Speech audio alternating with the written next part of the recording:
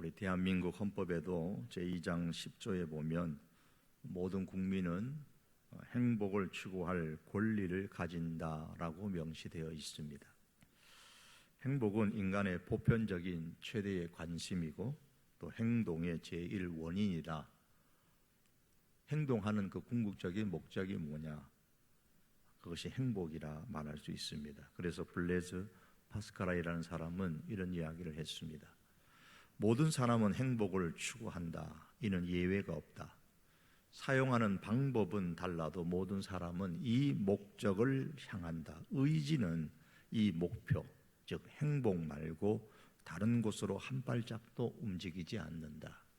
이것은 즉 행복은 모든 사람의 모든 행위의 동기이다라고 그의 파스칼의 묵상에서 이야기를 했습니다.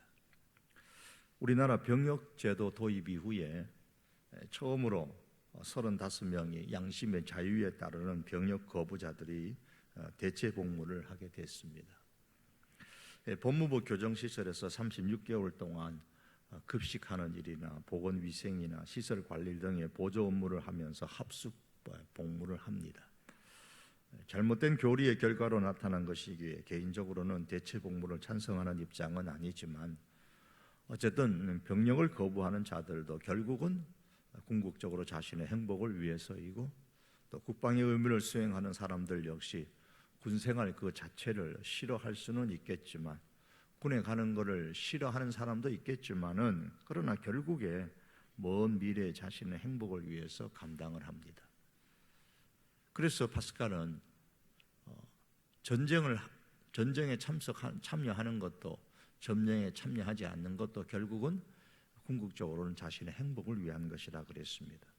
심지어 자기 위기의 순간에 자기 생을 포기하고 자살하는 것조차도 자기의 행복을 위해서 행동하는 것이다 라고 했습니다. 그러나 누구나 행복을 이렇게 원하고 행복을 위해서 행동하지만 누구나 행복할 수 있는 것은 아니고요. 모든 행복이 다 똑같은 것도 아닙니다. 요즘 무척 장마 때문에 계속 비가 며칠 내리는데요. 여름 그러면 가장 먼저 떠오르는 아이스크림. 한여름에 아이스크림 하나로 인해서 행복해질 수는 있지만 그 행복은 너무나도 짧고 너무나도 얇은 행복입니다. 한순간의 행복이에요. 그거 다 먹을 때까지. 요즘 사회의 핫 이슈가 정부의 부동산 정책인데 이런 때 흔히 말하는 똘똘한 집 한 채를 장만하면 행복할 것입니다. 이 행복은 아이스크림으로 인해서 얻는 행복보다는 크고 길겠지만은 하지만 결코 무한하지 않습니다. 집을 장만한 것으로 인해 얻은 행복 역시 유효기간이 있습니다. 그럼 사람을 얻으면 어떨까요? 사람을 얻으면 행복합니다. 새 아기를 얻은 산모의 행복이 있습니다. 사랑하는 배우자를 얻는 신랑 혹은 신부의 행복이 있습니다. 그럼 사랑하는 사람을 얻으면 그 행복이 무한할까요? 그렇지 않다는 것을 우리는 이미 경험을 통해서 잘 알고 있습니다. 세상에는 무한한 행복이라는 것은 없습니다. 무한한 행복은 무한하고 변하지 않는 대상에 의해서만 얻을 수가 있습니다. 사람이 무한하지 않기에, 집이라는 것이 무한하지 않기에, 아이스크림이라는 것이 무한하지 않기에, 그리고 다 변하는 것들이기에 그로 통해서 얻는 행복은 무한하지 않습니다. 무한하고 변하지 않으시는 하나님에 의해서 얻는 행복, 그 행복이 무한한 행복을 우리에게 줍니다. 행복을 말할 때 성경에서 가장 많이 사용하는 단어가 구약에서는 아사르라는 단어이고 신약에 오면 마카리오스라는 단어로 대체되어져서 사용됩니다. 같은 단어예요. 이 아사르라는 것은 어떤 사람이 하나님의 복을 받음으로 인해서 샬롬의 상태에 거하는 것을 의미합니다. 이것을 행복이라고 말했습니다. 따라서 성경이 말하는 행복이라는 것은 먼저 하나님으로부터 복을 받을 때 가능한 것이고 둘째는 화평과 깊은 관계가 있습니다. 행복과 화평은 뗄 수가 없는 것이죠. 그러므로 화평이라는 것은 언제나 하나님과의 관계의 문제에서부터 시작되는 겁니다. 성경이 말씀하는 화평의 출발점은 항상 세상의 그 누구누구와의 화평이 아니고 하나님과의 화평입니다. 하나님과의 화평에서 시작하여서 사람과 사람과의 화평으로 발전되어야 됩니다. 오늘 갈라디아서 5장에서도 화평을 성령의 열매라고 했습니다. 성령 하나님과 관련된 화평을 강조하는 겁니다. 본래 하나님은 인간을 창조하실 때에 자신이 소유한 화평을 인간에게 주셨습니다. 그래서 최초의 아담과 하와는 굉장히 평화롭게 살았습니다.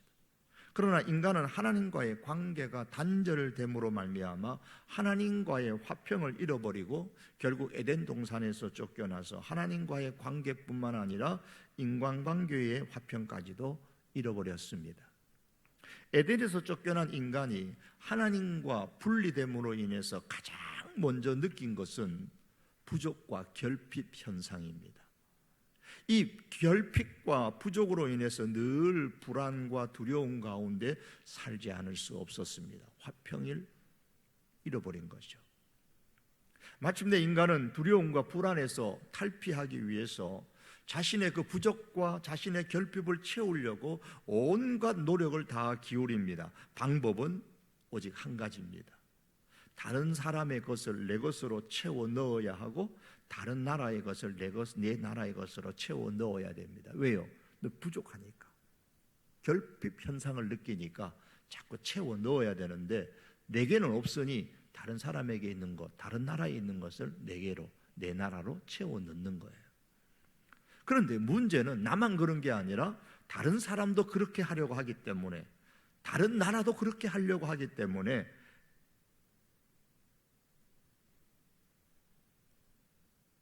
주려고 하지 않죠. 그러니 빼앗아야죠. 절대 부족과 결핍의 상태에서 서로 자기에게 채우려고 빼앗고 빼앗기는 가운데서 인간 대 인간의 문제, 사회 대 사회의 문제, 국가 대 국가의 문제, 마침내 세계의 문제로 확대되어 왔습니다. 이것이 인간의 역사입니다. 그런데 인류의 역사는 그로 인해서 전쟁의 역사였고 힘의 역사입니다. 힘 있는 사람과 힘 있는 국가는 채우고 빼앗아 자기 것으로 채우고, 힘없는 사람과 힘없는 국가는 빼앗기고 한을 품습니다. 여기에 화평이 깃들 자리가 전혀 없습니다. 결국 이 땅에 화평이 없는 것은 근본적으로 돌아가면 하나님을 떠남으로부터 시작된 것입니다. 그러므로 화평을 이루려면 하나님과의 관계의 문제, 즉 죄의 문제를 먼저 해결해야 하고, 죄의 문제는 하나님께로 돌아가는 것만이 유일한 해결책입니다. 18세기 영국의 작가였던 조너선 스위프트가 쓴 걸리버 여행기라는 동화가 있죠. 어린이 동화든 아니면 어른 것이든 한 번쯤은 들어보시고 읽어보신 분이 많을 겁니다. 그 3부의 제목이 하늘을 나는 섬의 나라인데, 그 10장에 보면 오래 사는 문제에 대한 저자의 냉소가 차갑게 흘러나오고 있습니다. 거기에 렁넥이라는 왕국이 있습니다. 그 나라에는 이 따끔 그 왼쪽 눈썹 바로 위에 붉고 둥근 점을 가진 사람이 태어납니다. 그런데 이들의 특징은 영원히 죽지 않는다는 겁니다. 이 영생 인간을 그 책에서는 스트럴드 블럭이라고 부릅니다. 주인공은 이 스트럴드 블럭이 영생을 갖고 있는 것에 대해서 대단히 부러워하고 찬양을 합니다. 그러나 현실은 달랐습니다. 이 스트럴드 블럭은 60세가 되면은 노망을 부리고 어리석어지고 죽지 못하는 데서 오는 절망의 병을 앓게 됩니다. 건강이 멈추어지고 늘 병을 앓고 그렇게 영원히 살아갑니다. 병을 가지고 늘 영원히 살아가는 거예요. 그리고 마침내 80세가 되면 법적으로 죽은 사람으로 취급되어져서 나라에서 재산을 다 몰수해 갑니다. 결국 영생 인간인 이 스크롤드 블록은 오히려 늙은 자의 죽음을 부러워하고 질투합니다. 나도 죽었으면 좋겠다. 저자는 이거를 통해서 독자들에게 영원히 사는 것이 정말 부러운가라고 반문합니다. 사람들은 이구동성으로 말합니다. 오래 살면 뭐하나, 건강하게 오래 살아야지. 현대는 이 문제가 의료과학의 발달로 인해서 실현될 수 있을 것이라는 기대를 갖는 사람들이 많이 있습니다. 한때에 배아줄기 세포 신드롬이 우리나라에서 일어난 적이 있었죠. 수정에 의해서 여인의 몸에 아기의 싹, 즉 배아가 날 때에 수정한 지 14일이 안 된 배아기의 세포를 배아줄기 세포라고 합니다. 이 배아줄기 세포는 앞으로 인체를 이루는 모든 세포와 조직으로 이제 분화할 수가 있습니다. 이 배아줄기 세포는 장차 엄마의 뱃속에서 아기가 되고 사람으로 후에 태어나는 겁니다. 그런데 이 모 교수가 이끄는 연구팀이 남성의 도움 없이 한 여성으로부터 떼어낸 세포로부터 배아가 자라도록 하는데 성공했다라는 뉴스가 한국 사회를 떠들썩하게 한 적이 있었습니다. 물론 어느 정도 거짓이다라는 것으로 끝나고 말았었습니다. 하지만 아직도 의료과학자들은 만들어낸 이 배아줄기 세포를 이용해서 뇌질환이나 당뇨병이나 심장병 등의 많은 질병을 치료할 수 있을 것으로 기대하고 연구하고 있습니다. 예를 들면 당뇨병을 치료하기 위해서 인슐린 생산 세포를 만들어내거나 척추 부상으로 마비된 그 환자의 기능을 회복시킬 수 있는 신경세포를 길러내는 것이 가능하다고 의료과학자들은 믿고 있습니다. 그러나 문제는 이 배아줄기 세포가 자라서 뭐가 돼요? 사람이 되는데 이것을 사람이 원하는 대로 마음껏 만들 수만 있다면 이것은 결국 뭐가 되는 거예요? 인간을 복제할 수 있다라는 말이 되는 겁니다. 만일 이것이 가능하게 된다면 바다에서 김을 양식하고 굴을 양식하고 또 양식장에서 고기를 양식하는 것처럼 자동차 공장에서 자동차가 만들어져 나오는 것처럼 모 연구실에서 모 병원에서 사람이 양식될 날이 다가오고 있다. 그렇게 생각할 수 있겠죠. 한번 상상해 보십시오. 좋은 일일까요? 얼마나 끔찍스럽습니까? 인간 공장과 인간 시장이 만들어지지 않을 것이라고 누가 장담하겠습니까? 이런 거예요. 자, 마음대로 한번 골라보세요. 자, 아인슈타인의 머리세포하고 클레오파트라의 미모하고 조합한 것도 있고요. 그것이 마음에 안 들면 지금 당신의 모습과 똑같은 사람으로 다시 만들어 드릴 수도 있습니다. 편집도 되고 복사도 되고 원하는 대로 다 만들어 드립니다. 아주 사랑하는 사람이 일찍 세상을 떠났습니까? 자식이 불의의 사고로 부모보다 먼저 일찍 죽지 말라는 법이 어디 있습니까? 죽고 나서 눈물 콧물 흘리지 마시고 미리 체세포를 떼어내어 가지고 우리 체세포 은행에 저장해 두십시오. 보관비를 많이 받지는 않겠습니다. 만일 자식이 여러분보다 먼저 죽으면 언제든지 다시 찾아오십시오. 사랑하는 아내나 남편이 먼저 죽으면 또다시 찾아오십시오.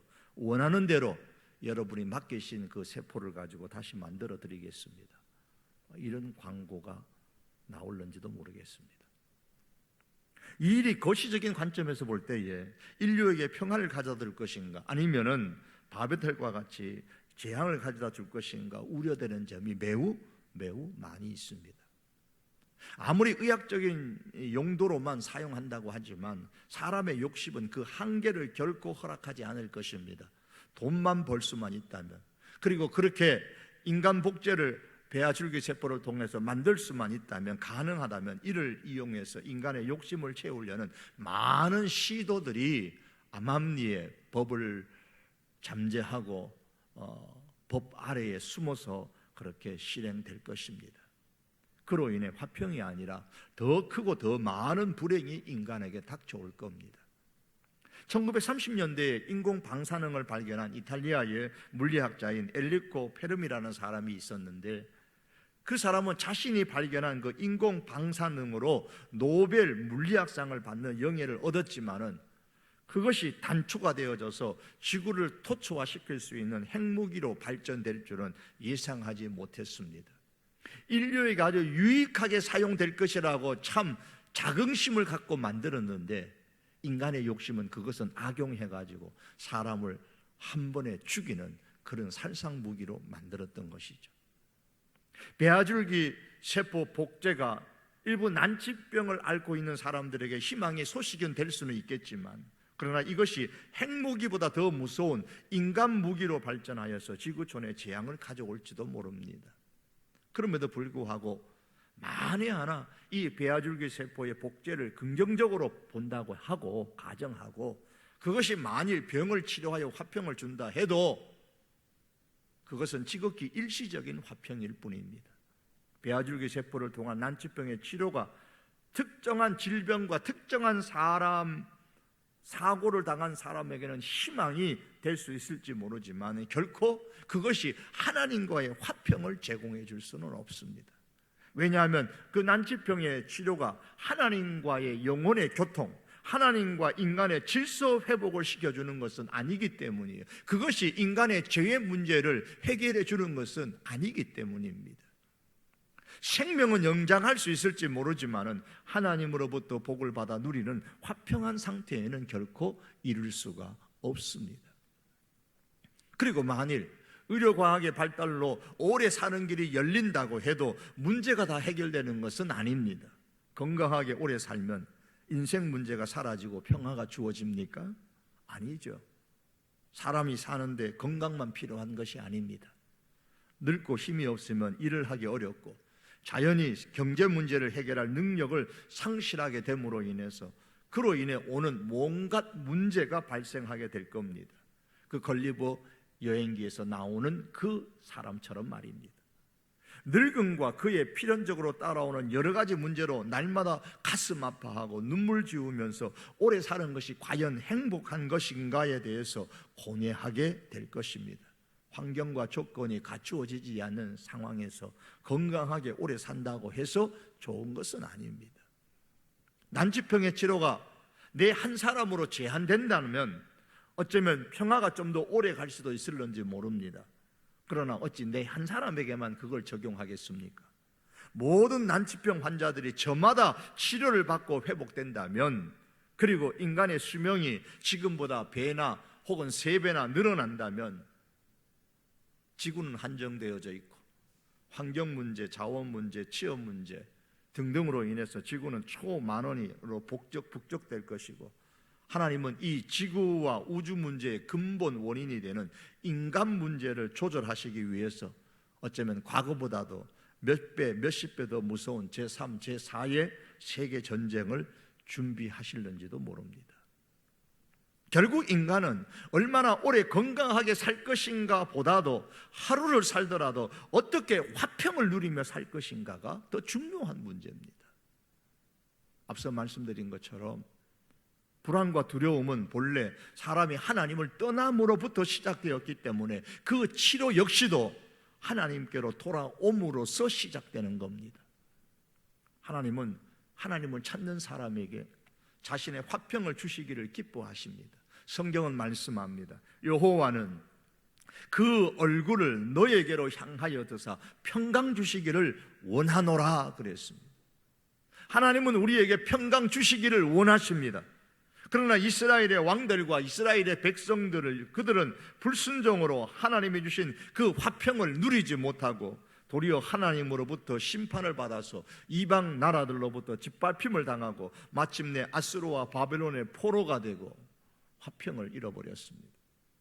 그러나 하나님은 그 이스라엘 백성을 포기하지 않으시고 죗값을 치른 이후에 다시 그들에게 화평을 주시겠다고 약속하셨습니다. 그리고 이 약속은 장차 메시아를 통하여 이루시겠다고 하셨습니다.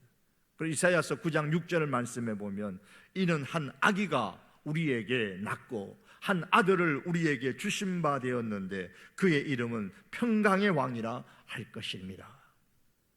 장차 오실 예수 그리스도에 관한 예언을 이사야를 통해서 말씀하시면서 그 장차 오실 메시아 예수 그리스도는 평강의 왕이 될 것이라 그랬습니다.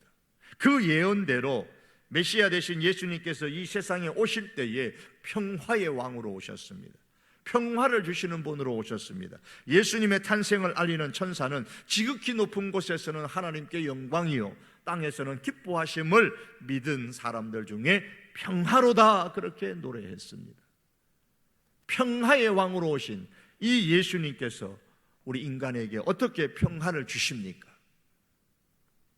예수님 당시에 많은 유대인들이 기대하는 것과 같이 전쟁을 일으켜서 무력으로 평화를 회복하는 것이 아니라 자신을 십자가에 내어 주어서 죄의 문제를 해결함으로써 평화를 주셨습니다. 이 사실에 대해서 이사야 선지자는 이미 예언을 했습니다. 그가 장차 오실 한 악이, 그가 메시아가 징계를 받음으로 우리가 평화를 누리고 그랬습니다. 예수님께서 징계를 받으심으로 말미암아 우리가 평화를 누린다고 말씀하셨습니다. 그러므로 화평은 평화의 왕 되신 예수님을 마음에 믿을 때에, 영접할 때에 가능합니다. 화평의 주인공은 예수님이십니다. 예수님은 평화의 왕이십니다.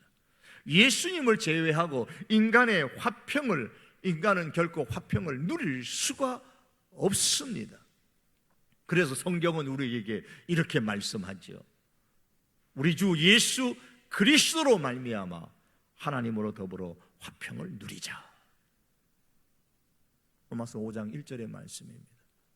하나님과 더불어 화평을 누리는 것은 예수 그리스도로 말미암아 된다고 했습니다. 예수님을 믿는 것이 하나님과 더불어 화평을 누리는 비결입니다. 그러나 예수님을 믿고 화평을 누리는 것만이 성도의 궁극적인 목표는 아닙니다. 예수님을 믿고 화평을 누리는 성도는 화평하게 하는 사람이 되도록 힘써야 합니다. 예수님께서 이런 말씀하셨습니다. 화평하게 하는 자는 복이 있나니 그들이 하나님의 아들이라 일컬음을 받을 것이며. 너희는 화평하게 하는 사람이 되라는 겁니다. 그러면 너희가 복 있는 사람이 될 것이고 하나님의 아들이라는 인정을 하나님으로부터 받게 될 것이라고 하셨습니다. 본래 이 산상수훈의 말씀은 하나님의 사람들에게, 제자들에게 주시는 말씀입니다. 그러므로 화평하게 하는 사람이 되라는 것은 오늘 예수님을 믿는 우리들에게 주시는 말씀입니다. 그러므로 우리는 예수 그리스도로 말미암아 하나님과 화평을 누릴 뿐만 아니라 화평하게 하는 사람으로 살도록 힘써야 합니다. 어떻게 해야 화평하게 하는 사람으로 살 수 있을까요? 만일 참으로 화평하게 하는 사람으로 살기를 원한다면 이 땅에 오셔서 공생의 삶을 사셨던 예수님께서 어떻게 화평하게 하는 사람이 되셨는가를 성경을 통해서 살펴보십시오. 평화의 왕이 예수님이시니 평화의 모델은 예수님이십니다. 그러므로 예수님께서 어떻게 사셨는가를 우리가 보고 따라할 때에 우리가 이 땅에서 평화를 만드는 사람, 화평하게 하는 사람으로 살 수 있습니다. 먼저 예수님은 성령에 의해서 기름 부음을 받았습니다. 다시 말하면 예수님은 성령으로 충만하셨습니다. 이것이 공생의 삶을 사시기 위한 출발점이었습니다. 그 후에 사단의 시험을 성령의 능력과 말씀으로 물리치고 사단의 방해를, 시험을 이기셨습니다. 그런 다음에 예수님은 평화의 복음을 전파하시고 귀신을 쫓아내시고 병 고치는 사역을 통해서 사단의 영역에서 화평을 잃은 사람들을 해방시키시고 그들을 마치 하나님이 이스라엘을 애굽에서 나오도록 만드신 것처럼 하나님 나라의 평화 속으로 데려가셨습니다. 예수님은 이 땅에서 적극적으로 평화의 나라인 하나님의 나라로 사람들을 초청하는 운동을 일으키시며 사셨습니다. 모든 면에서 부러울 것이 없었던 한 백부장이 어느 날 아들로 인해서 세상의 모든 근심을 지게 되어졌습니다. 그가 예수님의 초청으로 그의 아들과 아내와 가족을 데리고 이 평화의 나라에 들어왔습니다. 유대인의 존경을 받던 회장장도, 그 딸도, 그리고 그 가족들도, 그 친구들도 예수님의 초청으로 이 평화의 나라에 들어왔습니다. 당시에 죄인으로 사람들로부터 손가락질 받고 천죄받았던 삭개오와 같은 사람도 이 평화의 나라에 들어왔습니다.